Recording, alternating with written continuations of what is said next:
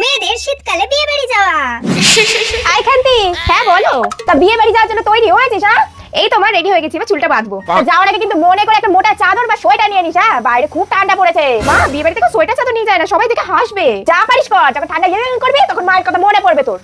সব নাচতে নাচতে বিয়ে বাড়ি তো চলে আসলাম। এবার বুঝতে পারছি মা ঠিকই বলেছিল, সোয়েটার চাদর নিয়ে আসা আমার উচিত ছিল। বাইরে কি ঠান্ডাটাই না পড়েছে। এবার তো আমি কাউকে বলতেও পারবো না, কি যে করব কিছুই বুঝতে পারছি না। ওরে বাবারে কি ঠান্ডাটাই না পড়ছে। একটা সোয়েটার চাদর আনলে কি না ভালো হতো। শাড়ির আঁচলটাকে এভাবে নেবো না, থাক, কাউকে বুঝতে দেওয়া যাবে না যে আমার শীত করছে। যাই বিয়ে বাড়ির ভেতরে চলে যাই। পৃথিবীর সব শীত কি আজকেই পড়ে গেছে নাকি? ভেবেছিলাম বিয়ে বাড়ির ভেতরটা অত তো গরম থাকবে, এ তো দেখছি এখানেও ঠান্ডা লাগছে। আবার ক্যামেরাম্যান চলে এসছে কেন? মুখে তো একটা হাসি রাখতেই হবে। কি যে করবো কিছুই বুঝতে পারছি না। যাই তাড়াতাড়ি খেয়ে নি, তারপর বাড়ি পালাই, যা ঠান্ডা পড়ছে। তাড়াতাড়ি খেয়ে বাড়ি পালাই বাবা, যা ঠান্ডাটাই না পড়ছে। এই জন্য বলে সবসময় মায়েদের কথা শুনে চলা উচিত। দূর ব্যাগ।